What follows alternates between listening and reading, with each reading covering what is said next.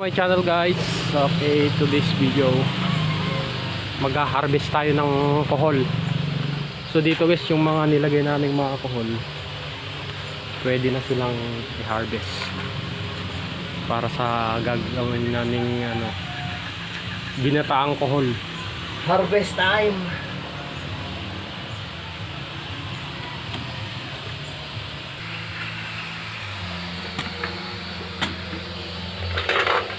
Ayan guys, tignan nyo kung gaano kalalaki to guys, kohol natin. Tsaka malinis to kasi nandito lang siya sa fish pond, concrete fish pond, no? Kohol pan.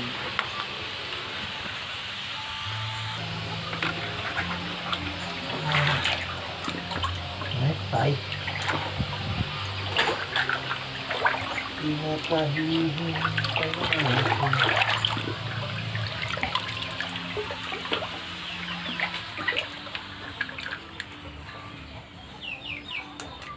Malat ka matay.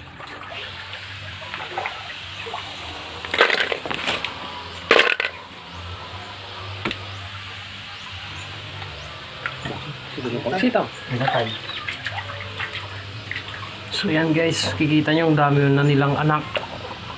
Ito yung maliliit. So ito yung palalakihan ulit natin. Ayun. Yung balik na dito yun. Yan, dami nilang itlog guys. Balik na dito yun niya.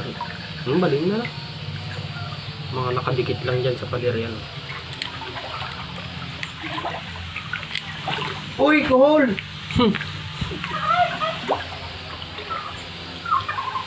Ito naman kasi guys, sa concrete fish pond nilagyan ng tilapia.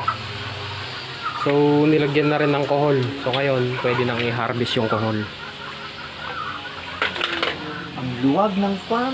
So mamaya ito guys, lulutuin ko yan, ginataang kohol. Isig. Saan sa langit? Ano lang magsisig ka pa sa timba? Ini. Ano ito? Yung mulit tak. Yan.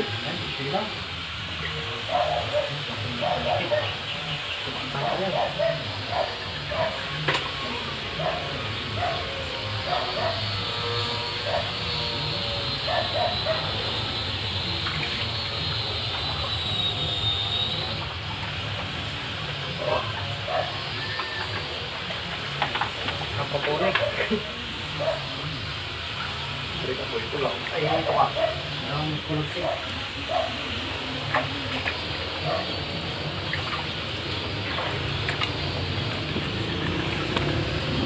Balik na si Daya.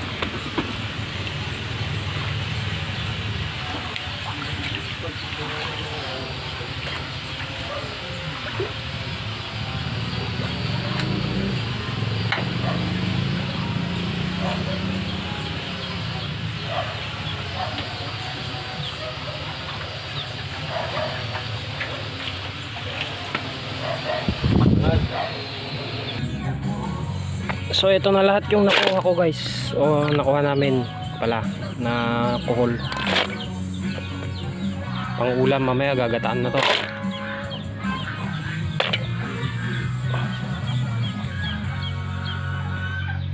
Drink responsibly. Relax ngayong Valentine's, ilap mo. At least mag-paint sa this time. Mag-beer ball with Sunny Bacon. Drink responsibly. Anong ating sinigang mo? Horse! Chicken! Kahit ano. Mapapahinig. So ito yung concrete fish pond guys. Yan yung setup nya. Nakakarga pa yan ng tubig.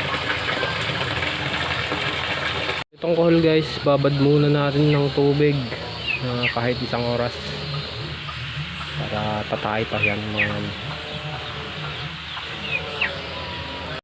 So yan guys, naibabad na natin ng isang oras. So pwede na natin lutuin itong ating ginataang kohol. Pero bago ang lahat, unahin muna natin yung sinaing para pagka luto ng kohol pwede na rin yung sinaing.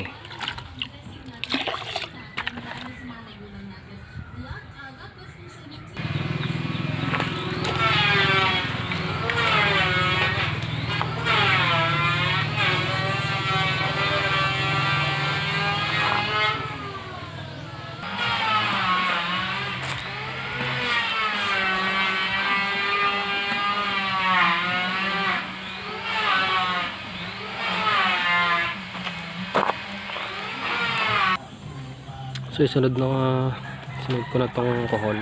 So kailangan hugasan natin to ng buto.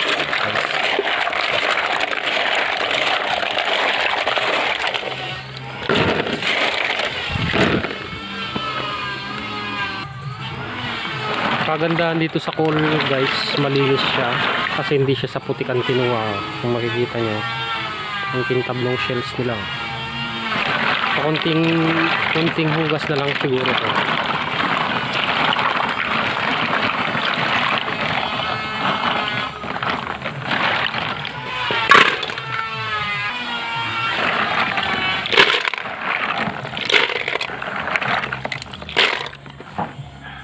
Ang mga rekado guys.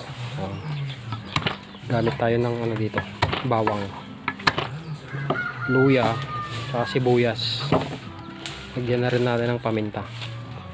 Saka itong ready to use na panggata. Maglalagay na din pala ako ng sili guys, kahit 3 piraso lang para at least may anghang. Saka yung ating paminta. So ayan, pwede na nating luto itong ating kohol.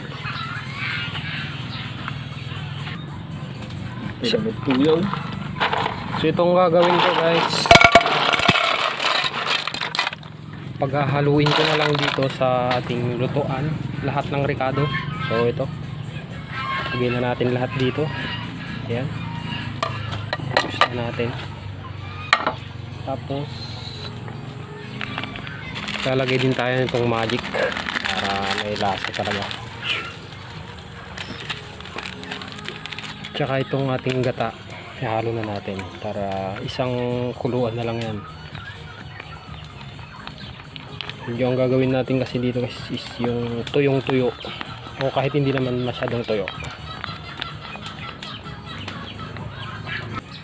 Maglagay na rin ako ng asin para dadagdag na lang mamaya kung sakaling kulang. Tsaka itong paminta pala. So hahaluin na. Ito guys, tsura pa lang.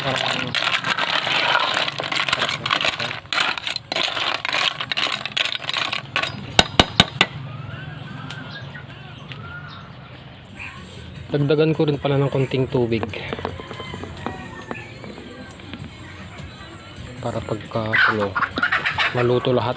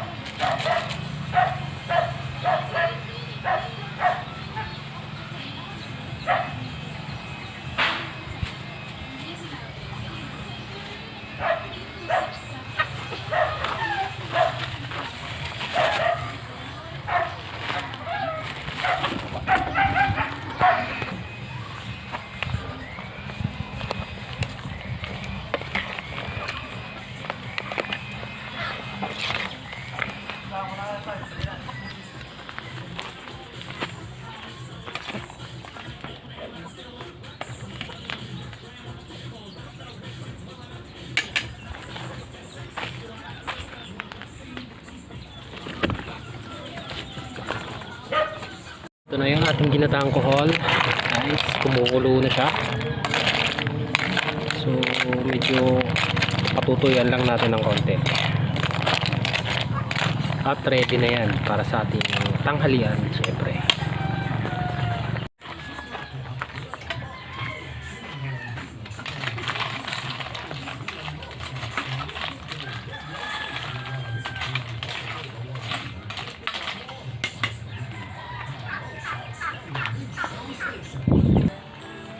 So eto na yung ating ginataang kohol guys.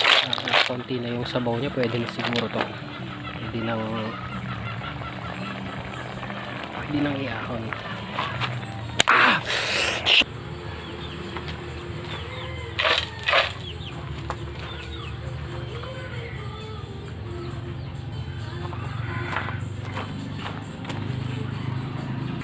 So ito na yung ating ginataang kohol guys. Ready na siya para sa ating tanghalian. So ganun guys, pwede rin palang talagang alagaan ng mga kohol. So sa mga nagbabalak dyan, so ganun lang guys. Bali yung mga kohol kasi yan guys, kinuha lang namin dati dun sa bukid. So nilagay namin sa concrete fish pan hanggang sa lumaki na sila. Yan, at dumami. So makakapagluto na tayo ng kohol anytime na gusto nating magulam ng kohol, kapag mayroon kayong concrete fish pond na syempre doon kayo mag-aalaga ng kohol. So ayan guys, sana may natutunan kayo, nakatulong tong aking video para sa ating ginataang kohol, pag-aalaga ng kohol. So yun, thanks for watching guys, don't forget to subscribe. Hindi ko ma-snap. Ayan,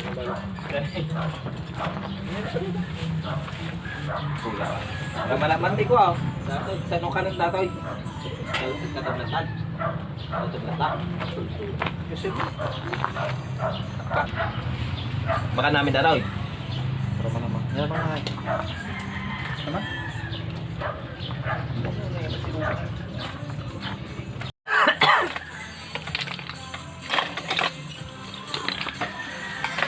Kapay sarisa na.